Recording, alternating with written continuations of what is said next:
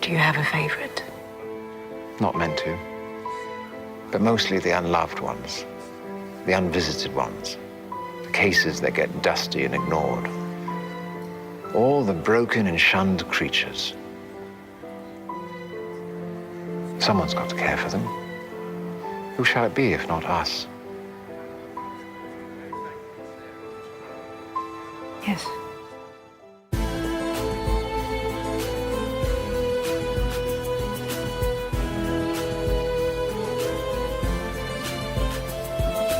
Welcome to Rune Soup, a weekly podcast about magic, culture, and the very best new and old ideas for living in this world. Coming to you from 43 degrees south on a small farm in deepest Tasmania. My name is Gordon, and I shall be your host. This week, we welcome back to the show Dr. Al Cummins. Dr. Al is an historian, author, teacher, geomancer, and several other very worthy things to boot. On this episode, he returns to talk about the excellent book he co-authored with Phil Lagarde, An Excellent Book. I know, Gordon, but what's the title? An Excellent Book. Yes, I know, but what's the title? Amazing that Al and I managed to have a chat for 90 minutes and I still didn't get time to crack out that little dad gem. Anyway, on with an excellent show. Dr. Al, a very welcome back. Oh, thank you for having me back, Gordon. It's great to hear you, and it's great to be back. Well, one way of doing it, let me tell you, the best way of doing it is to come out with a fucking excellent book, which I believe is in fact the title. Yes. The original authors of it were not burdened with an overabundance of humility. Yeah. And I mean, it's a fascinating manual, and obviously we're here to talk about it. But the manual itself is inside a fantastic publication that you and Phil Lagarde have coming out.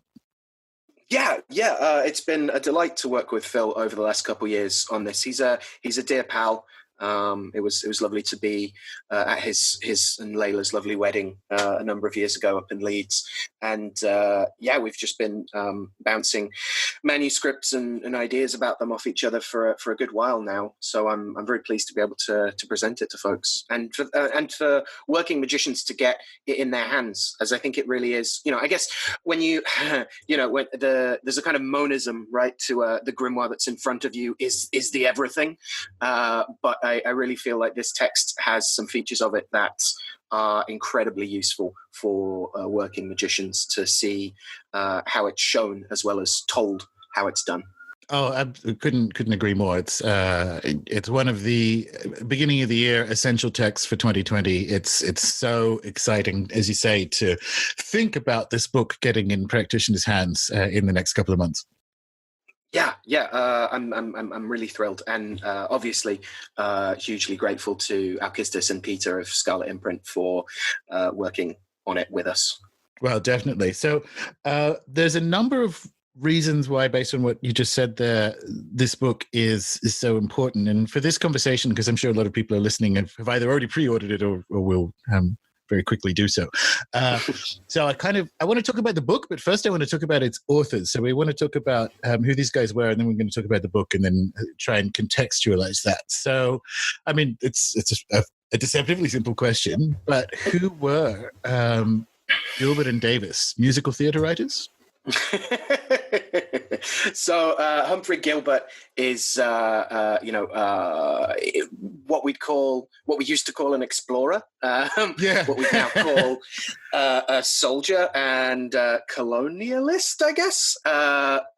Certainly one of those like explorers with guns and soldiers and armadas and things, certainly involved in a variety of conquest. And Davis also explicitly involved with navigation. And this is one of the first connections back to Dr. John Dee, who I'm sure listeners will be far more familiar with his days and ways. They are, again, Elizabethan adventurers. They're wandering around, involved in a variety of affairs in Ireland, as well as further afield. Eventually, there's a somewhat failed attempt at a commune that they set up in the Americas. So you're dealing with these Yes, gentry of sort, but soldiering gentry, officers would probably be the best term, and certainly Gilbert is far more known as a commanding officer. Davies is far more known as a navigator. There is a piece of navigation equipment that he's said to have designed, and part of the Northwest Passage that they're both so interested in, and as are many other figures of the 16th century, is named the Davis Strait after this very John Davies. Yeah. It's almost the two beautiful halves of imperialism come together in the one project, right? Because, as you say, Gilbert is the guns, and in fact, prior to these guys getting together, he wasn't just in Ireland; he was, by all accounts, quite brutal in Ireland. Yeah. There are tales of him lining the roads with the skulls of men, women, and children. Yeah, it's quite the scene. Yes, it's and then of course Davis is the navigational thing with all that sort of fun for us, fraught post-colonial idea of navigation as a redescription for European benefit of the whole world. So it's really interesting to me in that macro Elizabethan era that we have brutal adventurous, daring do imperialist navigators, and in the case of Dee, spies, and all of this kind of stuff is swirling around at the inception of the imperial project. Yeah, quite so. And they're literally, running in the same circles as Dee. I was in Philadelphia at the Department of Rare Books at the Free Library in Philadelphia, which is a cracking place to check out if you're ever in that kind of area. And I was there giving a class on, I think, geomancy, and they had asked if there were any books from the stacks that they could pull to have out. And they had a first edition of Casaubon's True and Faithful Relation. So obviously I got a lot of posing with that for the gram. And I was talking about this project I'd been working on and how Gilbert and Davies and Dee were kind of known to each other but not well liked. And they said, "Oh, you mean this Humphrey Gilbert?" And they pulled out a map of the Northwest Passage that Dee had drafted and signed to Gilbert. And it's just on the wall there, as you do. That's amazing. Yeah. This connection, when you work with dead magicians, they will pop up.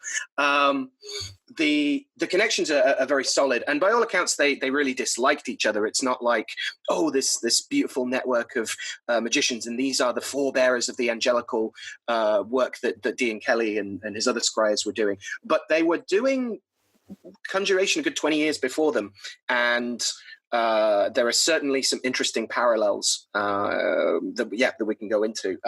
But the notion that they're not only also imperialists, they're not just explorers in heavy scare quotes and navigators, they're also conjurers specifically. So, weird question, but pick a side. Like, who is, because what I learned from reading Excellent Book, which I didn't know, is potentially one of the reasons Dee didn't like John Davis in particular is he apparently stole some of Dee's books, which happened to Dee. Like, he lost his library essentially twice, right? So who is the dick? Who's at fault? Was it Gilbert and Davis? Because also Dee rubbed a lot of people the wrong way. He did. And it's a strange combination of some of the time, Dee is categorically told to go and tell various kings in Europe that they've been very naughty boys, right? Whereas the spirits of the Excellent Books experiments far more often seem to say, "Don't tell people that we told you this," which is interesting and seems a little more politic. I don't know. I think on the one hand, book theft from a private individual is. Should be a capital offence. Obviously. Oh, fucking! I'll send you to hell. That's crap. Yeah. at least when people do it to me, when I do it, it's liberating. Definitely. Gilbert is renownedly choleric, shall we say? And Phil's done some really great work in the book on assessing the kind of the boilerplate nature of a lot of these conjurations that he's using. They're not terribly complicated or flowery. They're exactly the kind of thing that you can just reel off in a rage while you're screaming at smoke, right? And apparently he was infamously vituperative and hot-headed to his to his underlings, to his mean staff. Skulls on Pike guy has a bit of a temper. Yeah, imagine that. Imagine that. Yeah, exactly. It's not just for show. No, he really felt it, I think. And that's interesting in terms of the vast amount of spirit torture technology that you find in the excellent book as well. There's some really inventive stuff in there on how to be a real dick to spirits. Oh my goodness! Yeah. Well, I mean, we'll get to that because yes. Evocation via gaslighting is new. Yes. That's exactly what it is. Yeah. So just staying with, I guess, the persons for a while. The other thing that maybe people would be interested to know, because it kind of it goes to context and even potentially personality type in a funny, borderline essentialist way. But Gilbert was actually half brother to Sir Walter Raleigh, wasn't he? Yeah. So you have this connection to explicit traveling. You also, I'm really interested in the links and influences that may be there with Francis Bacon as well. Again, this imperialist project to expand into the so-called New World, although obviously not necessarily that new. Already there. The prospect wasn't just a territorial one or a military one or a economic one. There's also, as you say, this deep intellectual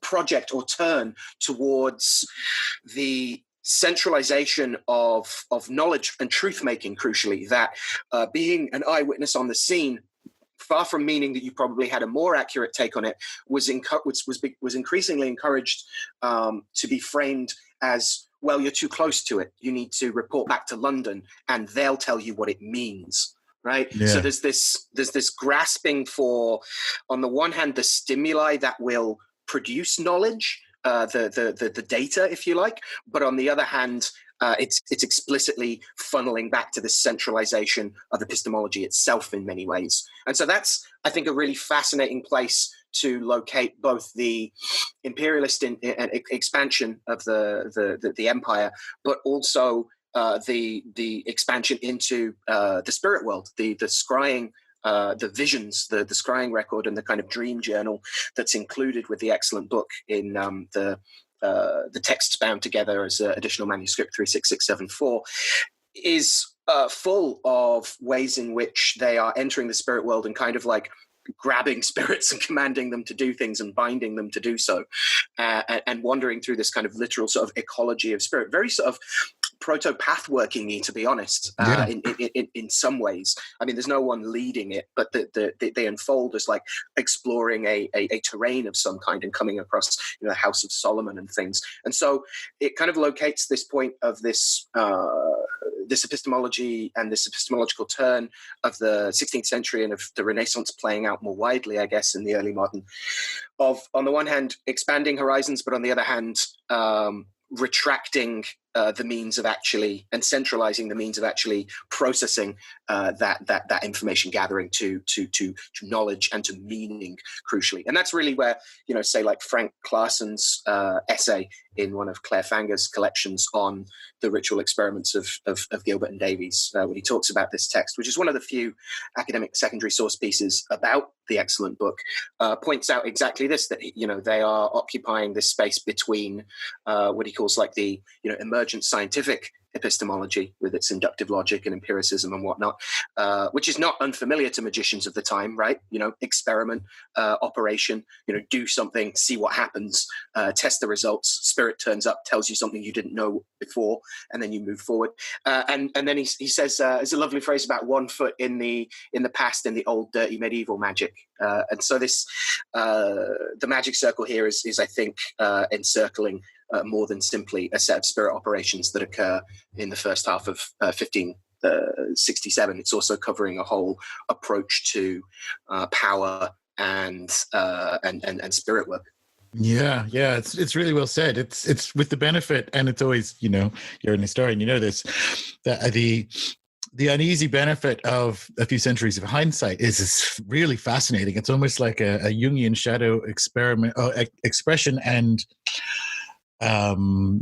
foreshadowing in an odd way of the Enlightenment. Right. Like it's this weird blend, and it begs the question in the kind of flow model sense of, well, is the Enlightenment a side effect of approaching the spirit world with and thus the physical or the waking world, hence imperialists doing really specific pulling knowledge from the spirit world stuff, and then all of a sudden and that pull back to London is the embodiment of like, there is a soul epistemology and I will tell you what isn't real that is required to steal the whole world. Really fascinating.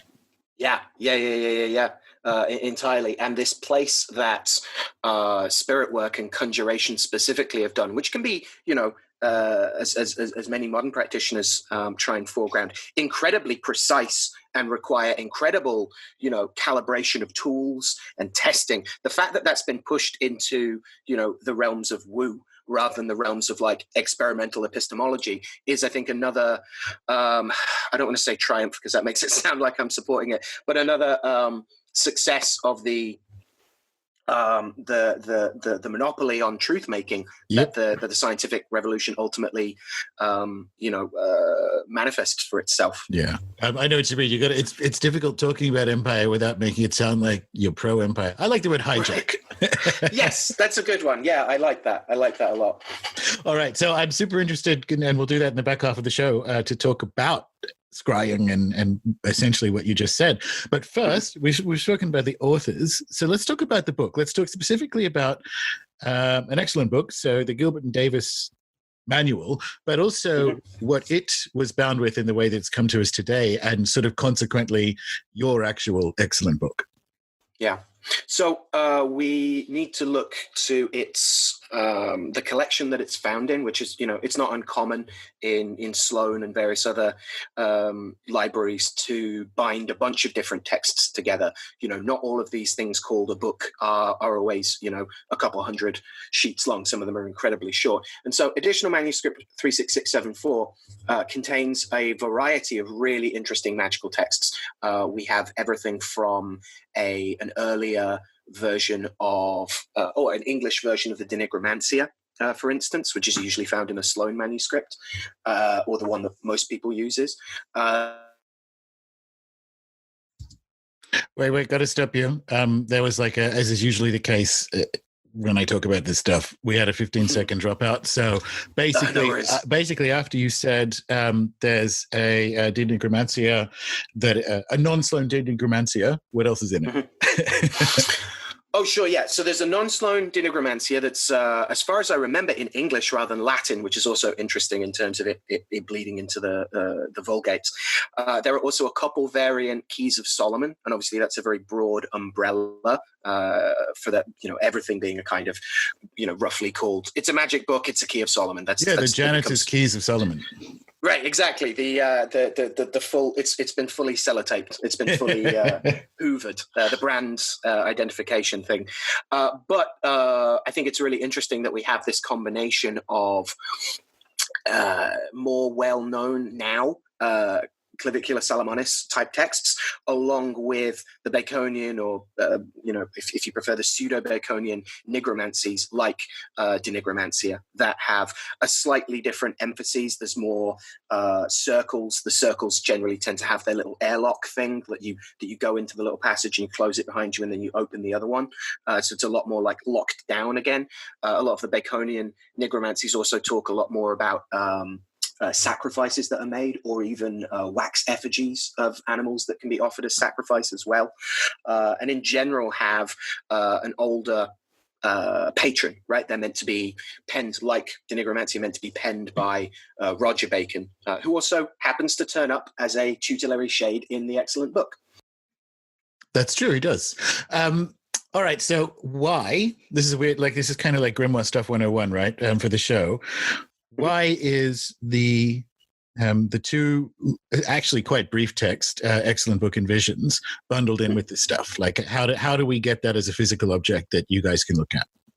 Well, we have Gabriel Harvey to thank for that, a poet of the 18th century, and he does a little job of annotating some of it as well, and has some really interesting annotations to make. He distinguishes between different forms of nigromancy in the text and points out that we're not just dealing with strict necromancy, although there is an appeal to a fallen angel that we may be quite familiar with, who rules the dead and is considered the keeper of the dry bones. But he also specifies that the shades of these sorcerers turn up. And so he has little notes saying like schimantia, right? Schiomantia, the divination by shades. We're not just talking about digging up literal bodies and getting in terrible trouble with the authorities. They come to us in this collection of various other magical treatises, sometimes called a glorious miscellany. I think one historian described it as. In short, the excellent book is a very short grimoire. It has a variety of protocols of operation. It has a series of conjurations. So it has how you call, what you call. It has a little bit on who you call. There's not so much of a spirit list. It certainly isn't like a vast array of spirits waiting there like a phone book for you to shut your eyes and pick one by throwing darts at it. It's a lot more of a structure. Though there are also noti in there. There are specific instructions that say things like, when you're calling a spirit into a stone, never keep it in the stone for more than 24 hours. All right. There are little like things you shouldn't do. Don't feed them after midnight, etc. That's not a real one. I just really wanted to talk about gremlins. But the thing that really distinguishes the two texts is that we have the visions, and the visions are, as I say, the scrying record and the kind of dream journal as well of what they were doing as they were receiving the grimoire, that they were also starting to work. All right, so they're kind of it's a beautiful example of how it's not bootstrapping, because that implies that you're trying to negate gravity while you're doing it. It's the way they move forward from not knowing magic to learning a little bit of magic, to learn how to do more magic, to do more magic, to do even more magic. It's setting up these positive feedback loops of these magic circles that draw spirits, that teach them how to do something, to call other spirits to bring them books, so that they can learn even more magic, so that they can become better at doing what they're doing. It's a beautiful leveling up process that's really, really interesting. And crucially, we have the behind the scenes footage in the form of the scrying record of, today at this time, we had a vision of these spirits turning up and telling us that if we did this, that we would be able to command spirits more easily. So we did it. And then we found we could command spirits more easily. And we commanded them to bring us more information about how to do this more and better. Right. Yeah. And I think that's one of the ways it's so significant as a text, right? Which is, this is a contested statement. Fine. The hallmark of a vernacular grimoire, if we were to call it a tradition, is that the manual provides first contact upon which you and the spirit that you have called up begin a procedure of communicating and doing things, right? So it doesn't, as you say, it's not bootstrapping. This is an archetypal grimoiric process of here are the initial bits. Here's the phone number, which is the process, and then you call someone up, and the sort of next steps are up to the magician and the spirit at that point. Yeah. They're Jodie Foster in Contact, right? They get the means to build the thing, they build it, and then they pick the phone up, and then they receive the messages of what to do. And crucially, what's interesting is it isn't just here is a particular system of magic that they channel. They channel a system that allows them to channel texts. I can get into that in more depth, but essentially it isn't just here is where you stand, here's what candle goes in which corner, here's our attribution of the elements to the cardinal directions, and here's a list of spirits you can work with. No, it's a set of procedures, which often, as I say, look a tiny bit like, and this, it's an awful New Age word, but look a tiny bit like a path working to the House of Solomon, where if you are able to produce the right sigils and the right keys, you're able to enter the House of Solomon, where there are many books that you may take down and take with you. So it's a means of channeling a variety of texts, not just a particular system. Yeah. I'm looking forward to that's going to be the fun. Well, this is fun now, but that's going to be the bit where we fly towards the end. But I want people to kind of get a sense of the object in the document, and so just going back to it being bundled, right? This is actually. You will always find exceptions, even as I say this, that prove the rule. But there was a sort of 18th century, broadly speaking, the flow of documents that we now call grimoires, particularly in England, had a kind of antiquarian collection moment in the 18th century. And it's not just this one, but so the documents in the prior centuries might have been used by cunning folk or practicing middle-class magicians or whatever it happens to be. And that may well have been in play with some of the people who are collecting these things into books and bundling them together into the 18th century. But as an object, that is how we in the modern world most commonly, as you guys did, encounter these things, right? So and not just that, but because of that, there are other documents in yours and Phil's book. Mm-hmm. Yes, and this is, an awful lot of Phil's great painstaking work in attempting to contextualize some of the spirits and some of the traditions and that are evidenced by this stuff. So work with the spirit of Bleth or Bleeth, as is sometimes called, which we also find in Francis Young's translation of the Cambridge Book of Magic. That spirit also turns up there. It's not necessarily terribly clear what they do, other than there seem to be intermediary spirits that stabilize the operation, and their main job is to be called between bigger spirits to kind of like smooth the path over. Like they don't seem to have any specific function other than that. This is kind of the case, it seems, for Bleth or Bleeth, kind of the case for a spirit called Eosel, who also is an important part of the protocols of operation, but also a variety of other related experiments, stuff for the fallen Enochic angel I mentioned earlier, Azazel. Other operations of Azazel aren't that uncommon in the 16th century. There are also appearances by spirits that are often referred to as angels, Ancor, Anicor, and Anolos, who are most commonly found in the various versions of the incantation or the barbarous words that are said upon putting on the vestments in the Heptameron. But Joseph H. Peterson's done great work tracing where this formula turns up in a variety of Solomonic texts. But in the visions of the excellent book, Ancor, Anicor, and Anolos are actual spirits that turn up, and crucially are not terribly angelic. They appear as bird spirits who shift and change their form and even their number. And when they're asked why they're doing this, they say it's because they don't like being bound by magicians. Funnily enough, tough but fair. Right?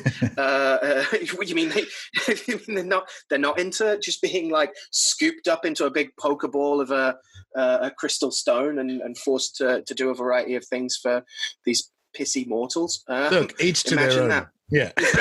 right. Yeah. No kink shaming here. Yeah. Certainly not yucking anyone's yum.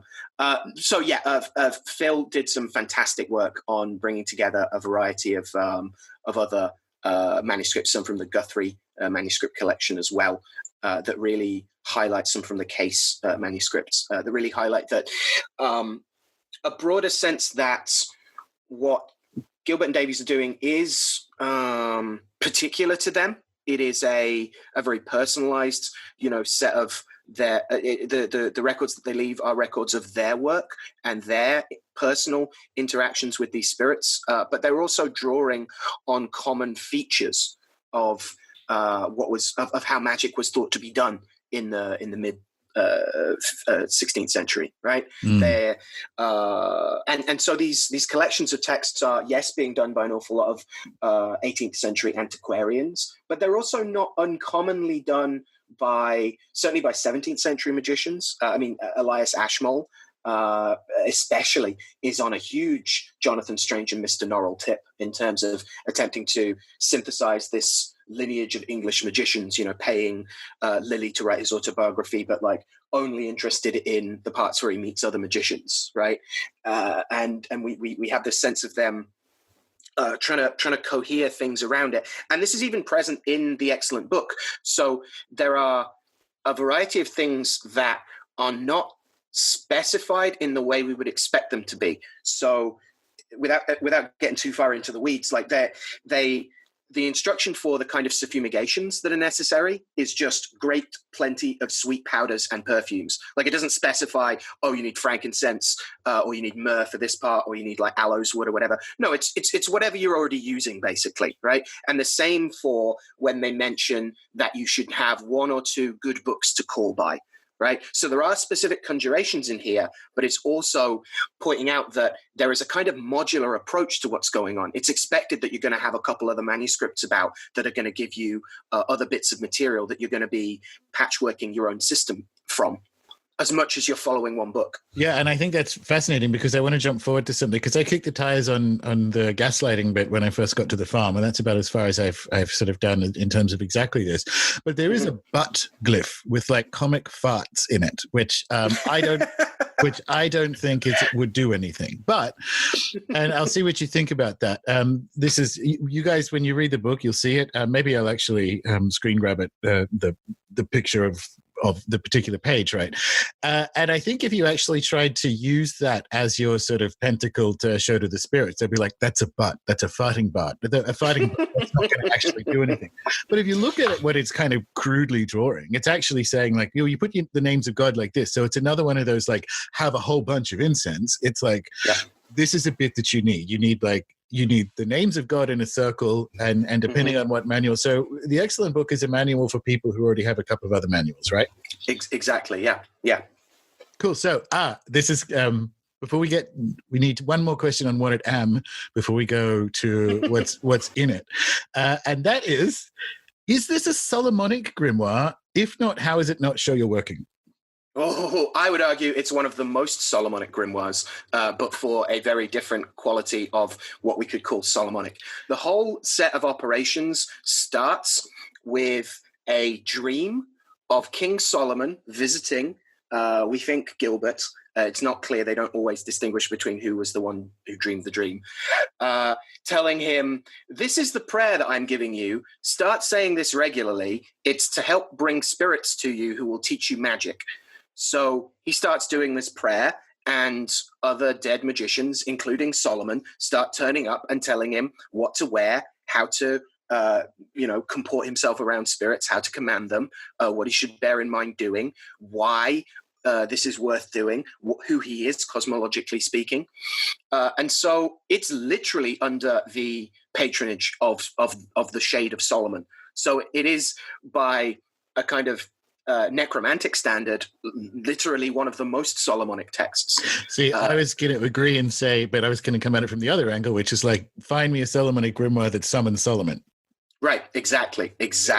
And it is, he is worked with in more ways. I think we need a greater subtlety and nuance in how we think about what counts as a Solomonic lineage. I don't think we're always well served by conversations around, when we wear the paper crown, spirits are fooled by us into thinking that we are Solomon, and that is why they obey us. Right? I don't think any spirit that's dumb enough to be fooled by a paper crown is necessarily worth working with, frankly. No, and they'd also want to stay out of McDonald's because those kids' birthday parties are gonna mess with them. Right?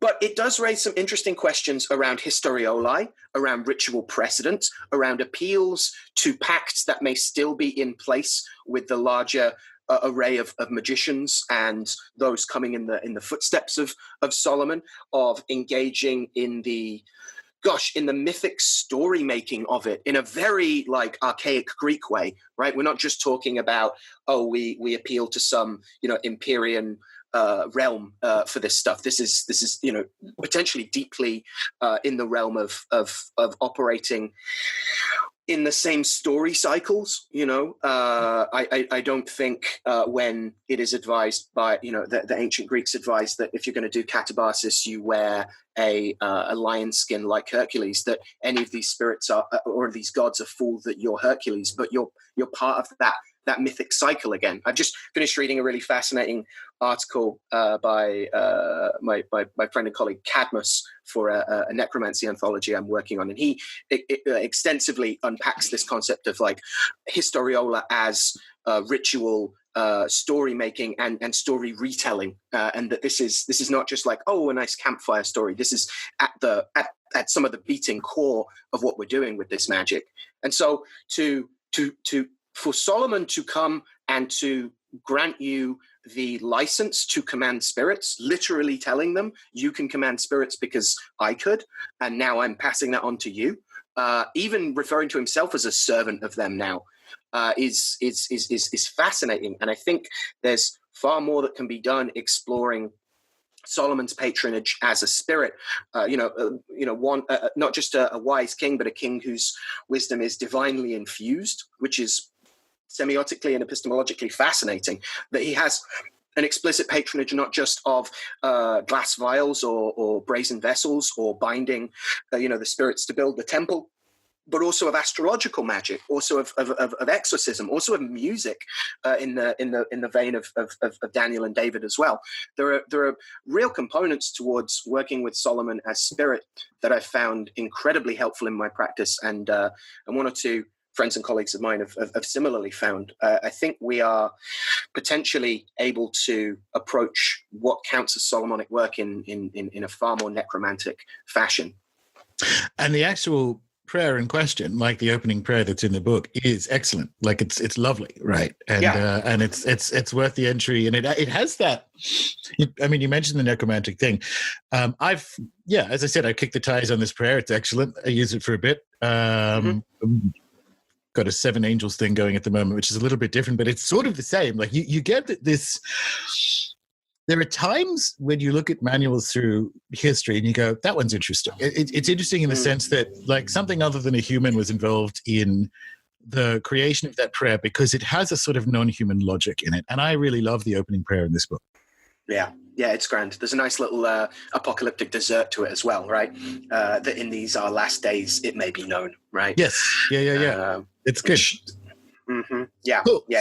Let's go inside it then. So obviously we just spoke about the opening prayer, but specifically an excellent book, which is separate to Visions, and we'll get to that in a sec. Let's talk about the procedure, right? And actually let's talk about the gaslighting, because I think that is really, really interesting. So it's not uncommon that texts recommend that.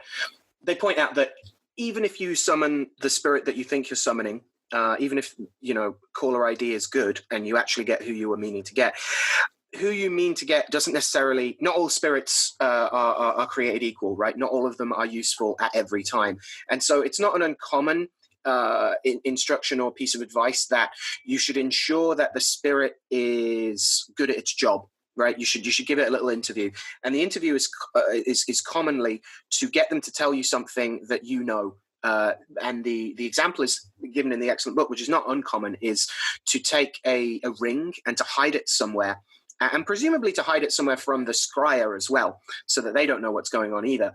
And then you summon the spirit, and to prove that the spirit, is a spirit worth listening to, you ask it where the ring is. So that's not an uncommon feature. That's kind of common sense, right? Make sure that, you're not just, thumbing a ride from whoever wants to pick you up from a dodgy end of town and trusting that they'll get you home safe.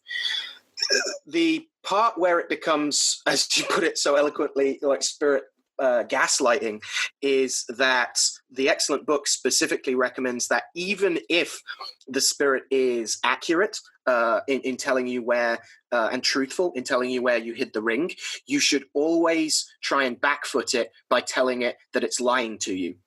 You should always use it as an opportunity to get real bad cop about this stuff.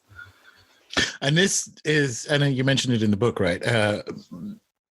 This sounds like the sort of person who was a bloodthirsty bully in Ireland, right? Like there's a sense of the imperialist who is subduing the natives in the kind of attitude to the spirits when they summon it.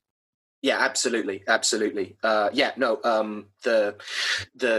gaslighting just keeps going from there. So you're already like backfooting them, and then there's a variety of other torture techniques. We may be used to the idea of placing a spirit sigil on or seal on parchment and then threatening to burn it or putting it on something very hot. Gilbert and Davies really extend that out to every conceivable planetary blight and bind, and elemental blind, crucially as well, that you could employ. Fiery spirits should be threatened with having their seal put in stinking water. Which again, to return to a kind of scatological development, no one likes getting pissed on, I guess. Again, not to kink shame necessarily, but it's not being done for shits and giggles in this case.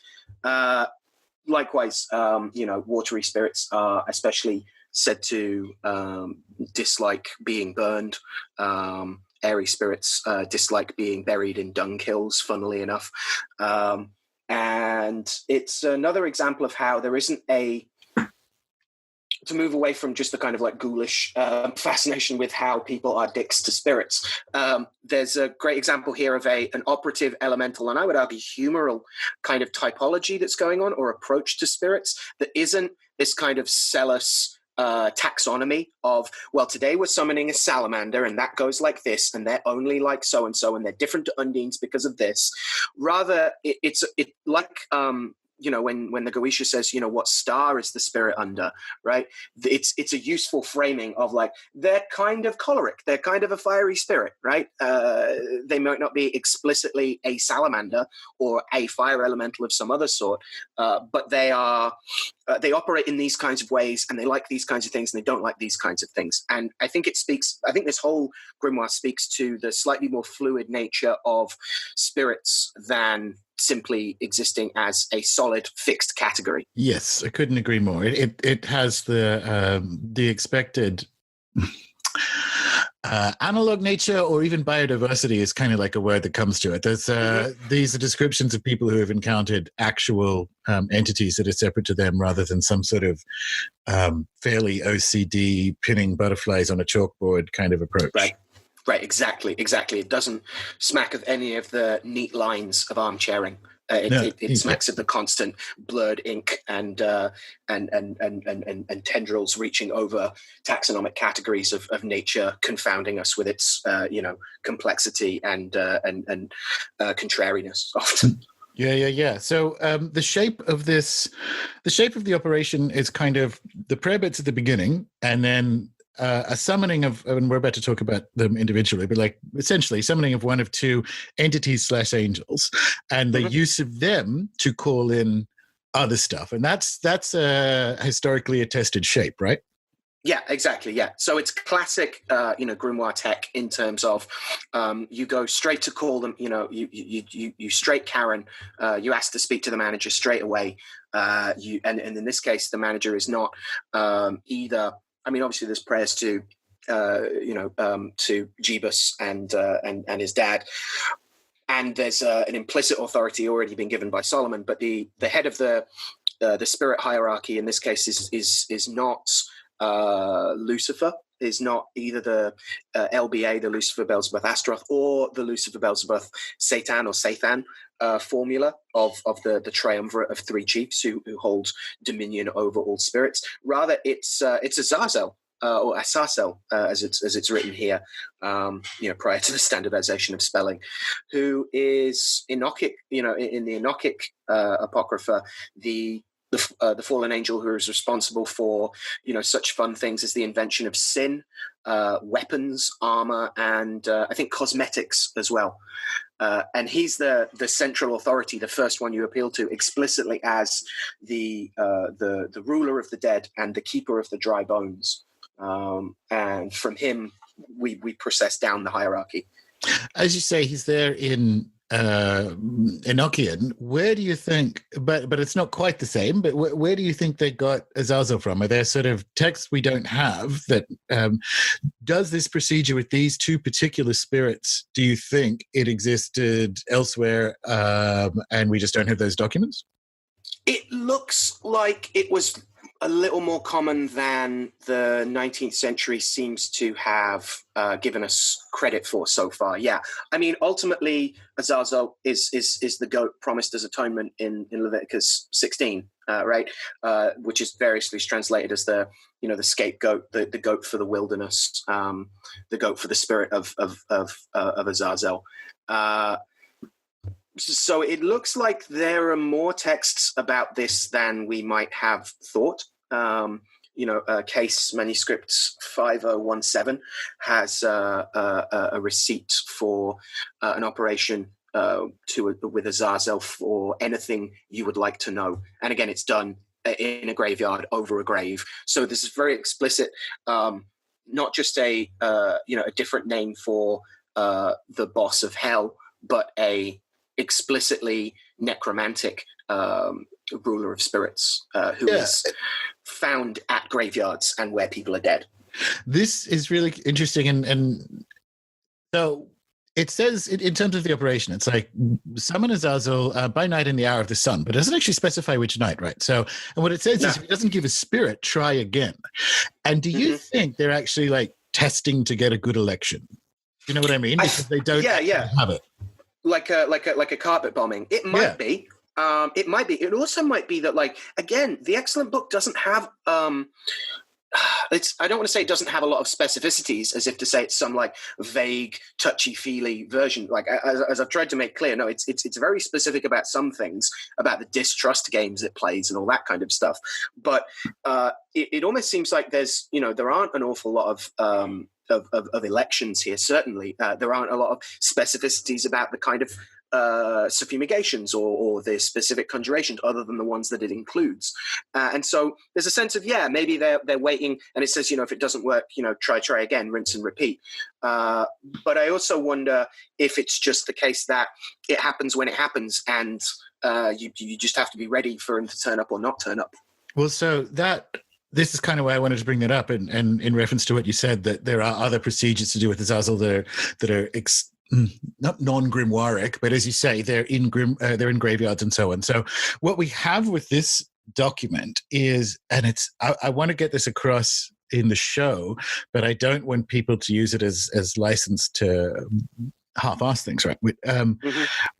If you look at the text correctly, so anyway, if you look at the text correctly, what you're actually seeing is a description of how a sort of that Platonic shape of a Solomonic or grimoiric process can in fact go, because they've got multiple manuals. There's a sort of blurry idea that elections are in some sense important and the incenses are important, and it happens when it happens is a big part of that flow, right? So it doesn't promise it like a cake. It doesn't say this and do this and do this. What you're actually getting is a story of people who have had high fidelity or do end up with high fidelity contact with these spirits, and they're using a shape or like a Platonic grimoire procedure almost to get at it. And I think that's really important for people to see when they read the grimoire. So don't just use whatever incense you want and the butt glyph and think it's going to work. Like derive the useful medicine from this process, which is these things in plural will actually work if you do them. Don't just half-ass it. Yeah, and crucially, when spirits turn up and are like, "We're here to teach you how to do magic," don't just ask if you're the reincarnation of Aleister Crowley, right? Ask for some useful information. And this is one of the other things that they specify. Not only do a variety of these spirits bring them. Commanded to bring them texts and the teaching of magic. They also have a specific section where they say sometimes spirits are going to get cute and try and bring you a book that you can't actually read, like in a language you don't speak. In which case, here's the conjuration for like calling them back into the room and being like, what the F is this, right? Teach me the understanding of this text as well. Right, so there's a categorical sense of like forcing pedagogy out of these spirits, not just content. Yeah. So that's there's generally one or two of them, right? So let's get back to the procedure. So one or two angels, that's Azazel. The other one, the one that gets the gaslighting, Eosal or Asal or whatever. Is that a treasure spirit? Like, what's, because you think it kind of makes sense. It's almost like Gilbert in particular, or Davies and Gilbert, want two things. They want the sort of spirit knowledge and being sent the books and all that kind of thing, but also treasure, right? Like those are the two things that can happen. It's very interesting that they have. You summon one or two. You summon Azazel, and here you have as you say, Lord of Dry Bones. So there's your route into the dead guys who have the books you want. And then you gaslight this other one. And where does that spirit, which is less commonly found, come from, do you think? And is it a treasure spirit? I suspect so, yeah. I would love to be able to be a bit more definitive about exactly it crops up here. There's a Eoal that crops up in a couple of places as well that may be the same spirit, but I think framing it as a combination of treasure spirit and kind of mid-range intermediary. So we're used to the idea of an intermediary spirit as like the first spirit, as Skirlin, or the one that opens the way for you in some form, or tells everyone to look busy. But this is like the connective fascia spirit between two big primary sets of powers, because Azazel is worked for a variety of ways as the he's called the Lord of Dead Men's Bodies as well, specifically in other operations. Between Azazel and our boys, the Four Kings, the Four Regents, specifically Oriens, who's talked about mostly in the text, but also the rest of them, Paimon, Amaimon, and Egin. And again, they're rulers of the wicked. Oh, stop! Sorry, it dropped out again. Amusingly, it rulers of the wicked. Okay. So, so we're talking about the two different summoning angels, and then basically let's talk about, and we'll come back to that because we were talking about the Four Regents, but the process is to summon one of two intermediaries and then summon either, and this is a weird way of saying it, pulling and binding Four Kings, or dead magical and religious luminaries, right? It's sort of the shape of the book. So pick it up with rulers of the wicked, I suppose. Sure, yeah. Well, so Eoal, as this, I think it's useful to frame as a treasure spirit, certainly, is also the kind of connective tissue between Azazel, this ruler of, the Lord of Dead Men's Bodies, and Oriens as framed as ruler of the wicked, and various other unclean spirits. And here we have these two very interrelated, as I think you'd agree, Gordon, senses of explicitly necromantic power and the kind of directional cardinal authority of the organizational principles that the Four Regents kind of allow us to literally orient ourselves in ritual space. And so this plays out in very particular ways, I think, in hints at exactly what the spirit room setup would be. In terms of turning to the quarters, but also it seems having scrying stones on each of the walls for each of the Four Kings. That's interesting. I like that. Yeah. It's been a central part of how I have adapted them, or how I've been engaging with the material, and how it has been adapted for me in working with some of these spirits and the other ones that came through. This idea of in another Cyprianic manuscript that also deals with the Four Regents, it talks about calling them into their chairs. And this isn't binding them into a stone in any way permanently, but it's a sense of a place for them to rest. And again, as Julio has pointed out, that most operations involving the Four Kings don't involve binding them in any shape or form, because they're massive, right? Yeah. But it requires that you call to them, and for them at best, often to send an emissary, or their sub-kings or messengers might turn up. And so this idea of having four stones, there are multiple stones in the excellent book. There's a main one that you work for everyone. There's your Sunday best one that you just work angels through. And it seems to be suggesting that you would have four stones on the walls as well, that you would turn to the cardinal direction of that region and call to them. And again, the main information that's given when they're wandering through their ecologies of spirit in these dreams and in these scrying exercises and in these visionary passages of the visions is noting, yes, what the spirit looks like. They're usually they're not exactly the chimeric a lion with the head of another lion kind of thing, but they're weird animals. They're animals a little bit wrong. Dogs with like massive feet, or headless birds, or a crawling thing that looked like two conjoined wings. Nice pleasant imagery like that. but the main thing that's recorded about the spirits is the direction they came from and the direction they went in.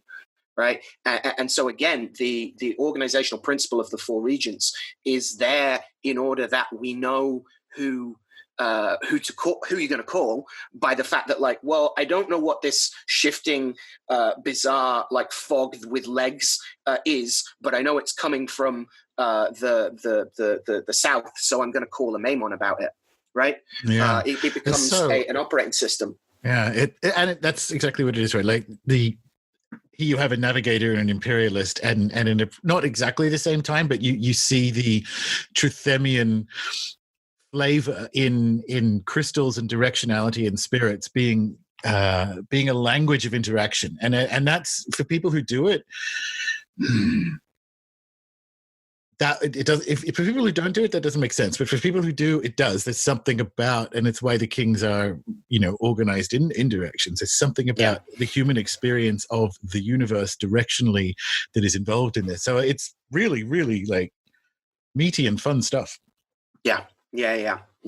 And then, of course, there's also the possibility of working with any of the Book of the Officers of Spirits, which are also arranged under the four regions, because they're right here in the excellent book. Or you can work with them slightly more directly. In my experience, they still send forth emissaries more often than they turn up themselves. But that you can charge Oriens and his court to bring you what's the line they use? The best book that ever was. Yeah. Again, not burdened with an overabundance of humility. Yeah. Right. So let's talk, because I want to get into the visions bit and then scrying in general, but is there anything that's worth mentioning? Because it's really fascinating, the kind of dead magical and religious luminaries. That's when they pull them in. That's unique is the wrong word, but it's a fascinating and insightful feature of this particular manual, right? Yeah, no, absolutely. The Rogues Gallery of tutelary shades is fascinating to me. Jesse started teasing me that people should take a shot every time I say dead magicians, but it's a huge part of my practice. And for these guys to, again, be shooting like for the moon, like they, it's not just Solomon, but it's and Roger Bacon, as I mentioned. Also, they're visited by the shade of Heinrich Cornelius Agrippa, as well as biblical characters like Job, evangelists, particularly Saint Luke takes an interest, and also just straight up Adam. It's like the first man, the first father, the first magician. Like again, like let's why dick about? Let's go all in if we're going to do this.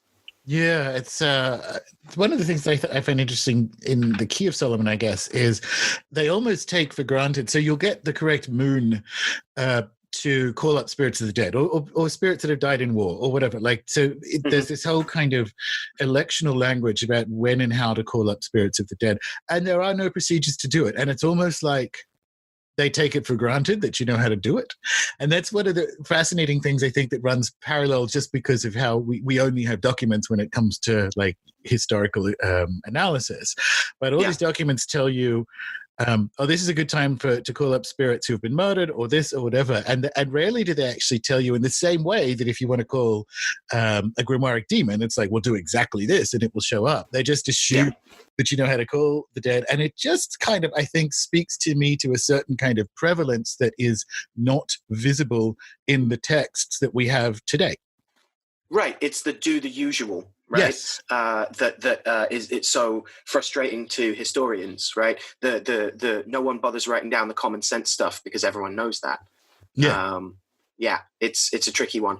You're right, exactly right. There's a kind of common sense here of what nigromancy looks like, and you look at the places that say some of the medieval manuscripts say that you should summon these unclean spirits from their crossroads outside of cities, their ruins, their places where men are hanged, or where suicides are buried. And it's this notion of the turbulence of spirits. I've been going over the fourth book again relatively recently, and partly in prep to teach another webinar series on it, but also to look at where it is sometimes referred to in trial records of cunning folk as Agrippa's teaching necromancy. And I wanted to check, like, how much like black magic is actually in there. And there's a fair bit. There's a bunch of stuff about, like, not exactly like here is the operation from start to finish and how you can do it, but there's definitely a bunch of stuff about, like, here are the kinds of offerings you should be making. Flesh, eggs, milk, honey, and oil, if anyone's interested. As you know, as what is going on when you're going to these graves and these places of, like, burial. Very often it's that you are engaging with the turbulency of these spirits that are kind of like vaguely ambiently sloshing around, and what you're doing is you're cohering them in some way. That there's a medium of not just the general anima mundi, but specifically this kind of like ocean of the dead around things that you are stirring these tempestuous spirits, or calming them with, like, sweet savors and things like that. And I find that really fascinating.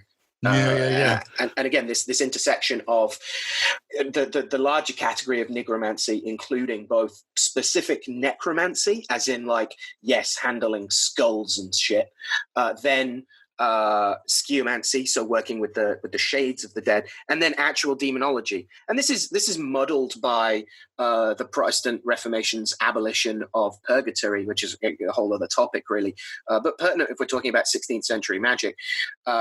This doubt that creeps in that are you actually talking to a dead person, or is it three demons in a Helen suit, right?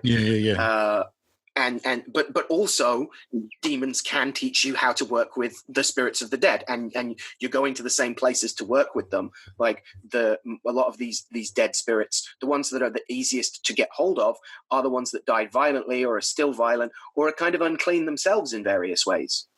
Yeah, absolutely. This is actually a good that kind of the stuff we can, and it's perfectly valid to do as long as we sort of fire some klaxons and prison lights and say this is these are the things that make the most sense contextually for the documents we have, rather than like this is in the document, is how to do it. And that's a good sort of blend into the visions part of this, right? Which is, I mean, let's talk about that. How does the vision section that is associated with Excellent Book, or is bundled together, and we essentially would just call it both Excellent Book, right?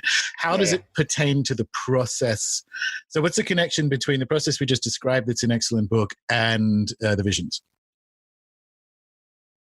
Again, it starts with a lot of what seems like dream. So again, it begins with Solomon giving them the prayer. But what quickly happens is a thing that on the one hand looks a lot like what ends up happening with Dee and Kelly, which is that they see themselves in the stone, like doing what they're doing.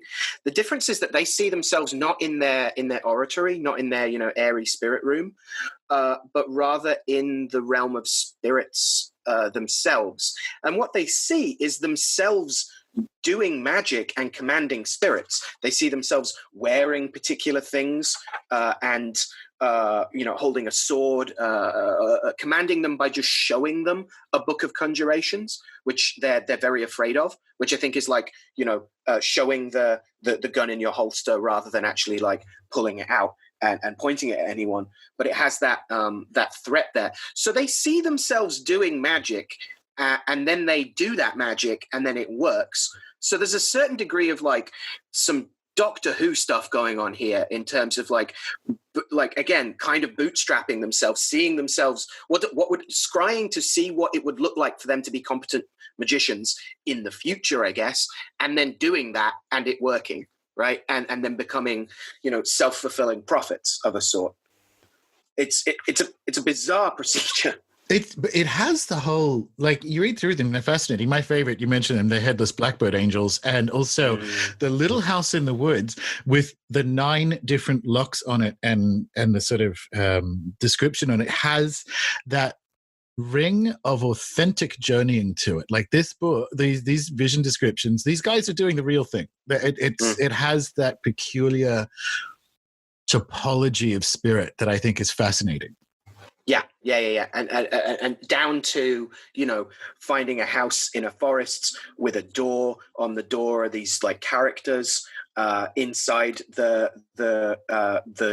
inside the house is a tree, but the tree is made of crystal.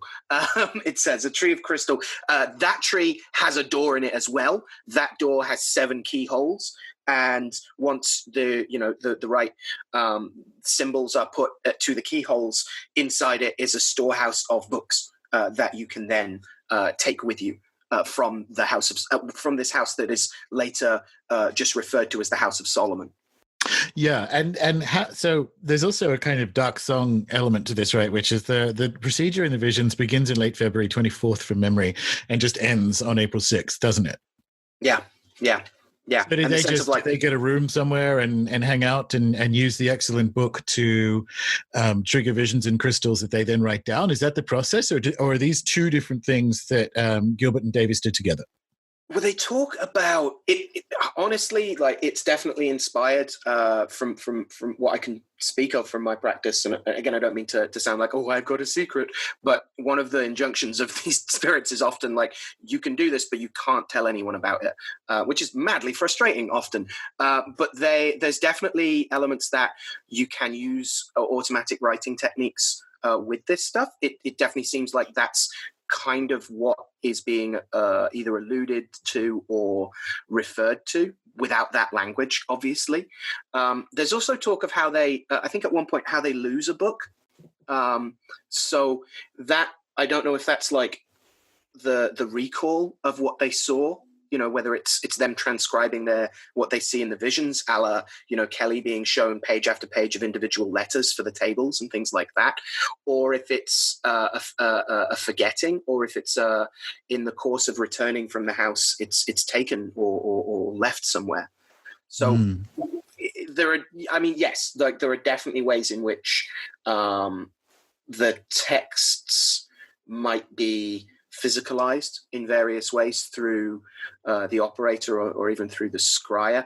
But there's also, a wider sense that like everyone has books in this, Oriens can bring you books, other spirits can bring you books, the dead magicians all obviously want to talk about books, the visions of the evangelists as angels holding golden books around a strange sort of square hill are also all about their books.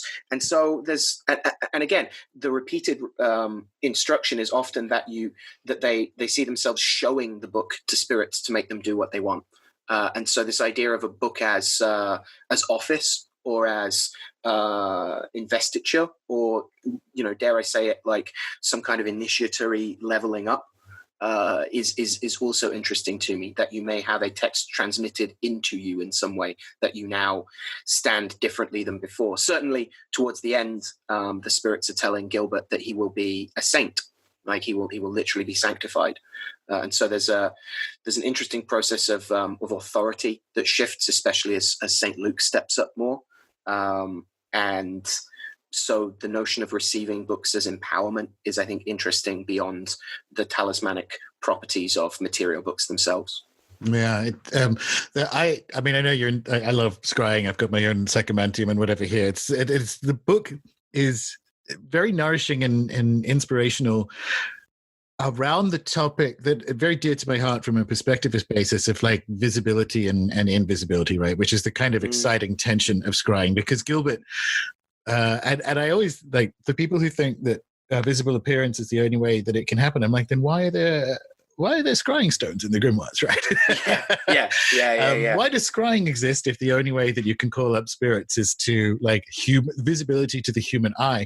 And it's the language of who and what can see where that, like, in Viveros de Castro's sort of perspectivism, there is a whole coherent method of truth validation in who and what can see where and when. And it's funny when people are seeing themselves in a scrying stone in the spirit world, essentially accomplishing the same thing that a ritual would do by merely showing a book, speaks to the kind of symbolic capacity of a book when it's in that invisible state rather than the visible. And it's just really, really exciting stuff in the visions, right? And yes. Yeah, I think because you have a fantastic chapter at the back, which we will now talk about, to do with scrying and its context with visibility and invisibility and what the reality of things that are inside it in this whole kind of European language of crystals and reflections and so on.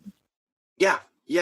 I mean, there's, I think you've really hit the nail on the head there, and it's something I've been thinking about a lot in terms of like what does the power that a book has in a vision, right?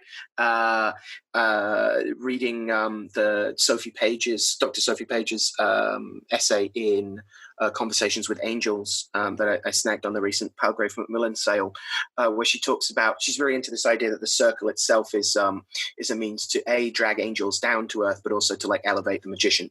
Classic liminal sort of bridge. But she also mentions that in the same way that when humans dream, they're potentially might stray into some astral realm that might border heaven. Likewise, a circle can represent a spirit's dreaming. And that notion is like kind of slowly blowing my mind and seeing how that plays out in a variety of ways. Certainly in some of the spirit traditions I'm initiated in, when we sing them down, they don't necessarily turn up exactly like ready to go straight away. One of my teachers has this notion that like part of the songs that we do that remind the spirit of what it's here to do are not just for us. Therefore, like stepping out of the spirit world can be like a disorienting affair. And that's really where, again, the stones are interesting when they are screens and when they are beacons and when they're kind of lighthouses and when they are kind of magnets. The common feature, again, is not just the stone, but at least by the medieval period, the stone and the call that goes with the stone. And in doing that, you have a practice right there. So it's not just about you have to have the right kind of crystal.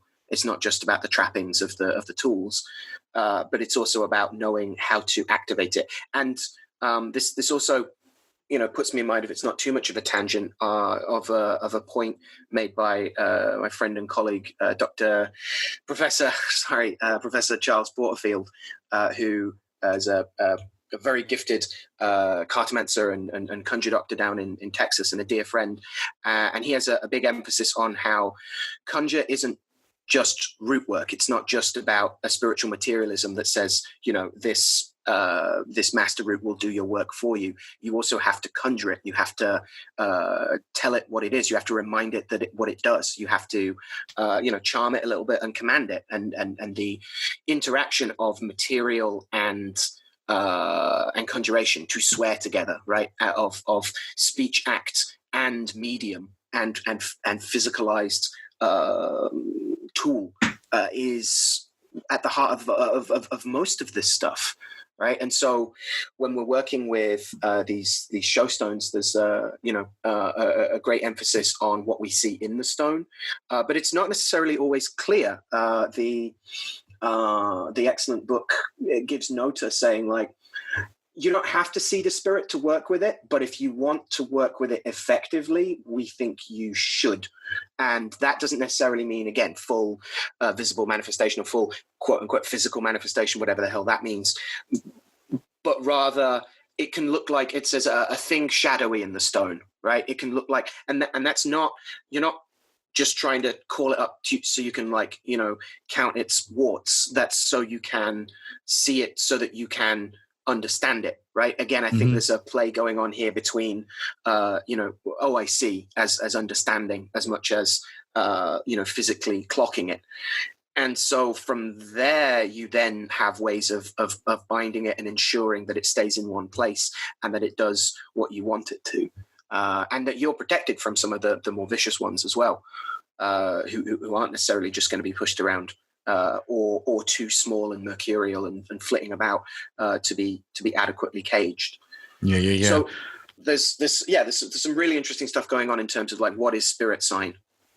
Yes, and this is a really good point, and it's why the visibility invisibility thing is in Amazonia, rather than physical and non-physical, the divide is visible and invisible, and it's who and what can see when, where, and that is a much better way. And that's been experiential for me doing the various ayahuasca things, both in Peru and most recently, actually, just in Victoria, where it's weird. Like even though I was off my face, I started thinking about this because we had our shaman. This is the first time I'd kind of done a diaspora. I promise there's a point here, like a diaspora ayahuasca ceremony. And the shaman would open and they're, blowing the mapacho and singing the Icaros and so on. And you're there and you're not yet high, right? So you're just kind of lying there. But as it starts to come up, as Aya starts to sort of wake up in you start to see what is actually going on with the shaman periodically beating the bounds of the ritual area because other things are called to it. And you actually see what mapacho smoke looks like. And this is the language of visibility and invisibility. And why I like, and you'll probably agree with this, I think, historically, whenever we have done comparison, it has been an extractive process because we've only been interested in the how of indigenous thought. Not the how, the what. So the dream catcher. But if we actually get interested in the how, you can see eye to eye when you compare across epistemologies. And from that angle, it's Amazonian epistemologies can provide insight into what has happened in European traditions when we are talking about seeing in and vision and of and like stone as surface and, as you say, lighthouse and when we talk about when we see things. And that's been really useful for me because it's probably the same for you, but it started off with practice and then I had to find ways to talk about it. So I do a lot of scrying, to be honest. And mine started off with them showing up like a TV. Like I could actually see them. But what happened a couple of years ago was sometimes it doesn't, and there might be smoke in the mirror, like as you say, but then it has this weird, almost like an invisible projector into the back of my head with a really high shutter speed. And the first time that happened was quite intrusive and odd, but that was seeing. Like funnily enough, when that one happens, the conversation is clearer. So when I look at documents like Visions, it's really, really interesting to kind of, for me anyway, I feel seen, funny enough. Yeah, right. Which is some of the nice parts of combining the research and the experiment, right, of our own, of seeing, right, okay, well, how can I kind of work with this, and crucially, how can I respond to, my court of spirits working with me, to work with, passing spirits and also ones that are going to cohere around for a while. No, totally. It's incredibly, gosh, maybe validation isn't the right word, but it's a great thing to realize, like, oh, it's not just me, mumbling my way through this stuff. Like there's a thread, there's a connective sense of all this has happened before, right? Yeah. You feel seen, or you feel like across the centuries you found a brutal and imperialist other. Like, oh, yeah, that's wonderful. yeah, and it's especially important if we're gonna, do that we frame, like you say, like Amazonian ways of seeing. That when we reach a cross-cultural comparison, we're not just saying, oh, we should all be speaking the same language and that should just happen to be American English. Yes. Right? It's a feature, especially of like the Western gaze, to try and frame its own practices in the language, but none of the actual cosmology of other things. Correct. Of other traditions. And so to flip that on its head and to look at our own traditions through those perspectives is I think really, really useful and an antidote to some of the latent imperialism that might be still sort of flapping around some of these ways of doing things, and certainly some of the dead magicians who have been practicing this stuff. Could not agree more. So lucky last question before you go, because we are talking about glasses and crystals and so on. Can you please explain the urinal glass used to summon Bleth? I was confused and a little aroused. So a urinal, for a start, is any glass vessel. Apparently, you could also be served drinking water in a urinal. That's what I need explaining, right? Because it's like, get some urinal glass, half fill it with water. And I'm like, how do you think a urinal works?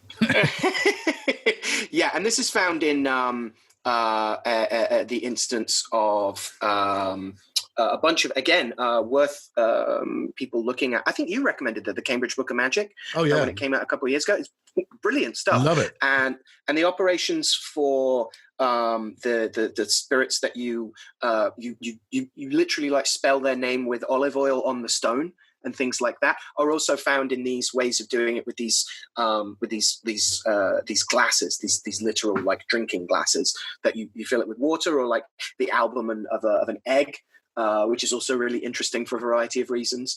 But what you're doing in the case of the operation for Bleth, who is said to appear in a glass of water when you do it this particular way, is you have the glass, which is also kind of metal. It's not entirely a glass thing, but the thing that I think it's talking about the stem might be metal. Well, yeah, urinals are typically metal, but yeah. Yeah. So so again, this category of like, what's a seeing glass, right? Is it a flat stone? Is it a round stone? The size of a goodly orange, as Lily has it, which is a wonderful turn of phrase. What's going on a lot of the time is you have a vessel of some kind with water, and then I've been finding a lot of more operations that use the parchment seals, that use the sigils and the pentacles, if you like, of these operations to place on the top and sometimes on the bottom as well of the vessel that the spirit is in. And so you are calling the spirit in and then whacking a seal over it, like literally sealing it with usually a virgin parchment or wax, crucially as well, and you're stopping it. Yeah. So I'm going to need one more question then, right? Because, and it's a take. I'm asking for a take rather than anything else. As we sort of said earlier, that you can kind of spy running parallel to the historical documents like the Key of Solomon, do the usual necromancy, as in explicitly dealing with the dead, right?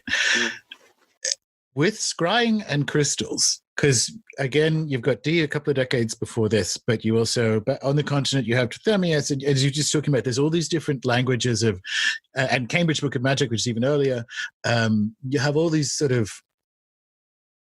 there's a language of scrying that again we're only getting glimpses at, and it's almost like we don't have a complete set of launch codes for it, where you kind of do for what is classically known as the Solomonic approach, right? There is specific launch codes to do with fasting and then getting the correct, clothing and implements and timing and circle and blah, blah, blah, right? We don't really have that for it, for scrying. And more interestingly, the two most compelling examples for me are Excellent Book / Visions and Dee. And in both cases, they're quite trimmed down, right? So they're trimmed down procedures. This is the take bit. Is scrying in surfaces because of the cosmology that they did it in, like going back a few centuries, another one of those do the usual situations, like people just kind of, less so the necromancy or calling up the dead, but in the same sort of way, people just kind of know, well, this is how you do it. You get in a room, you get the crystal, you do a couple of prayers and you wait. Do you think that's there? This is a take, right? Like there's nothing really there's not too much we can say and point to evidence for it. I'm asking for a take, I guess. Yeah, I think there's something useful about trying to grasp a common sense notion of, and not necessarily a terribly like educated common sense notion of what magic looks like or what it looks like to do it. And if you know that you're meant to say prayers over a stone and then wait for some spirits to happen, then whatever happens is going to be what happens to you. It's going to have that quality of, precisely because it doesn't seem like we have a lot of conversation about, magicians talking about how effective their operations were. And we have some, obviously we have some demonological dispute about which spirits are good and which aren't, in terms of, Casaubon's character assassination of Dee. But there's a sense at which in how it isn't talked about by a specific set of launch codes, which I really like as a term, that you kind of allow spirits to do what they're going to do without having the burden of this expectation that they have to appear in a particular way and it has to have this particular phenomenological character to it. You know, throughout operations of not just scrying or other visionary kinds of modalities, but also like dream work, in the pre-modern periods, there isn't a lot of effort spent on trying to, again, produce a rigid and concrete taxonomy of states of consciousness, right? A lot of the time, these dream incubation things don't say, and then you will fall asleep and you will have a dream where such and such happens. No, it's just like you may get the hint that when you set out those 3 chairs for the fairy ladies or for the 3 visiting spirits, that you'll do it next to your bed. Then you'll retire to bed. Then spirits will show up. Right. And you may or may not be asleep or awake, or you may not know. It seems to very often come from that point of like the actual knife edge of experiencing, right? Where you're too busy like reacting to this spirit to be like, on a scale of 1 to 100, what percentage awake am I right now? You know? Yeah. And that's exactly where I wanted to go with it, because it seems like, and again, this is a fraught endeavor, but you will find in particular sort of folkloric approaches for, say, discerning who your daughter is going to marry. That is a form of scrying, and it'll be either in fire or in St. John's Eves in a bowl of water or whatever. Like, depending on where you're looking, you'll find examples of this. And it's almost like, and the sleep example there is a really good one. It is difficult for us to position ourselves in the cosmology of the time, because it is sort of after that Cartesian hijack where we have the mind-body split and we have a diminished understanding of what dreams and the imaginal is, which they didn't. Like, they lived in a spirit-haunted world, and who fucking knows what's going on in dream? And if your grandfather comes to you in dream, that's what happened, right? Yeah. And that is, there's a phenomenal, there's an often overlooked phenomenology in something like the visions text we're talking about, and in Dee's work, and in any of these, well, the few kind of what look like simplified scrying procedures. Because the real game changer for me back in the day was, of all things, Dr. Raymond Moody's. That's why I have a psychomantium. Dr. Raymond Moody's approach, which is like, get a completely black room, have a candle or whatever behind you so that it's not showing in the glass, and have a painted black mirror and sit there. And again, it's accidentally a ritual process, because you're supposed to be clean and have either light food or no food, and kind of spend the afternoon thinking about which of your deceased relatives you want to get in contact with and whatever. So it's this really nice NDE researcher therapeutic approach. And if you do that, I mean, it happens for me literally every time if I've got the hour or so to sit there. But 77% of people, it will just happen for you. May not get the relative you want, but you just sit there and look at a mirror, and it will show up in the mirror like a TV. And sometimes they'll even come out of it, and that's just what happens. And that was the game changer for me, looking back at something like Visions, which is not only I don't think we're missing the launch codes. I don't think they were there. I think this is an experiential and phenomenological praxis that the key to unpacking it in the 21st century is to situate ourselves in their worldview rather than find the launch codes. Does that make sense? Yeah, absolutely it does. Yeah. And here again, the comes the benefit, I think, of a practice where you can cohere dead magicians under an umbrella of, like, not exactly what they were doing necessarily, but the way they were facing, and the words and the language they used to describe and engage with their world, right? And whether that's through Solomon or Saint Cyprian or the 3 Magi or whatever it is, or other saints. Arguably all saints are like dead magicians as well. That allows us the bridge to be able to bounce off them to an extent, and to situate ourselves to face the same direction, right? I think that's really crucial. I think the other part in terms of visionary experiences specifically is humoral, frankly, right? Oh, what a shock! The humorous guy thinks it's humoral. Our underlying spirit model that has not been fully addressed yet, Gordon.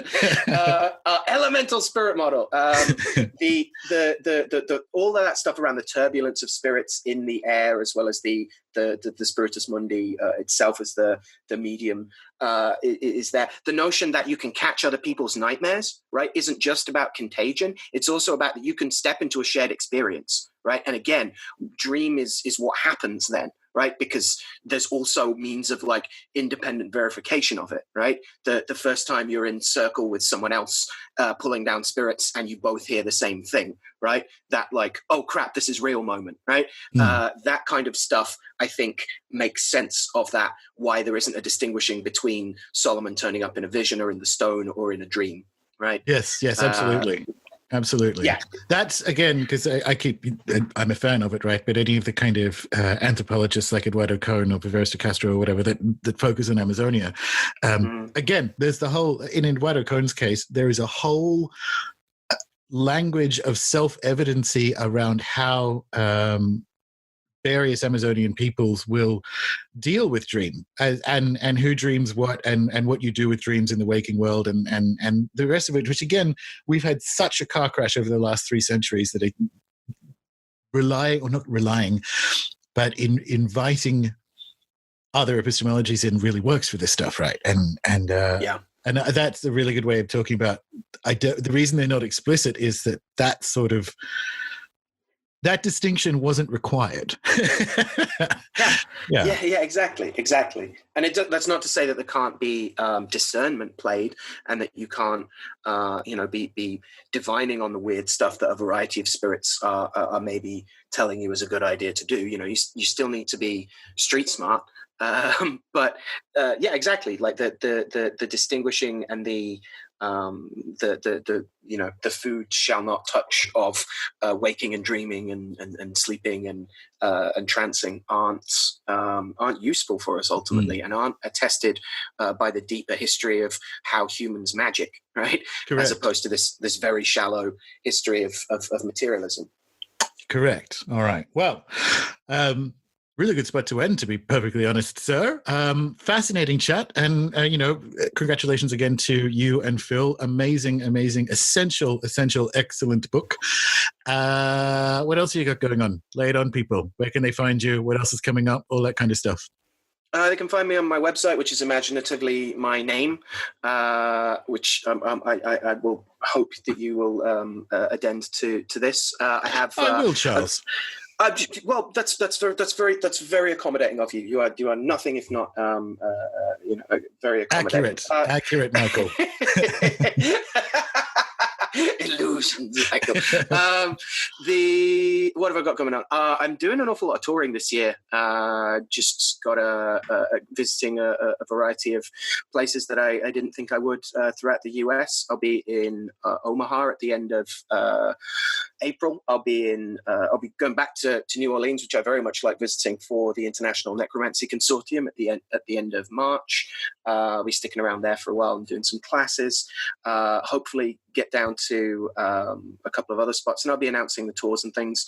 I'm also continuing to teach webinars through a variety of platforms, mostly through Wolf and Goat, through Jesse and Troy's fine shop, and doing some more classes on geomancy, which I continue to evangelize heavily for its elemental, planetary, and humoral qualities for divination and remediation, as well as ritual. So more of those classes coming up, more stuff on necromancy specifically, on dream incubation, on a lot of the stuff we've been talking about today, funnily enough.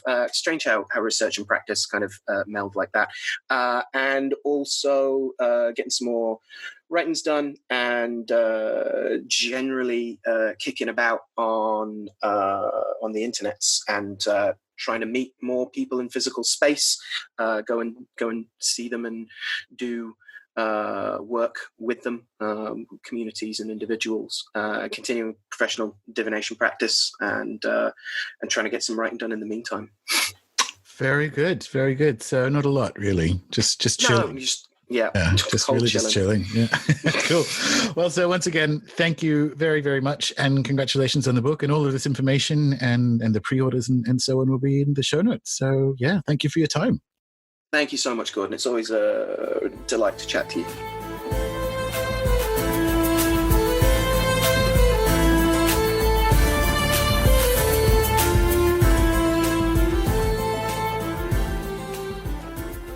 Splendid stuff there. And the book itself is another knock out of the park for everyone involved. So big congrats to Phil and Al, obviously, and Alkistis and Peter at Scarlet Imprint. An excellent book is also an essential book. Check out the show notes for links to the pre-order page, as well as some of the things Dr. Al has coming up. And weird phrasing, but I'm going with it. If you want to see a butt, head over to runesoup.com. You will see a screen grab of what it was we were talking about. Super glad, speaking of, we got some time to kind of dive into scrying. Like I said on the show, it's a big part of my practice, and the eerie verisimilitude, I guess, of Gilbert and Davis's sessions is another reason to run, not walk, to the pre-order page. If you're interested in thinking with perspectivist modes and applying them to quote-unquote Western spirit work, there's gobs of that stuff in the premium members area as well. Anyway, that's it for this week. I am recording and uploading this from a hotel in Sydney on my way to Aotearoa for the Animism and Star Law retreat on the east coast of the North Island. There's already a couple of really good conversations in the can, so there shouldn't be any interruption to normal programming. Until next time.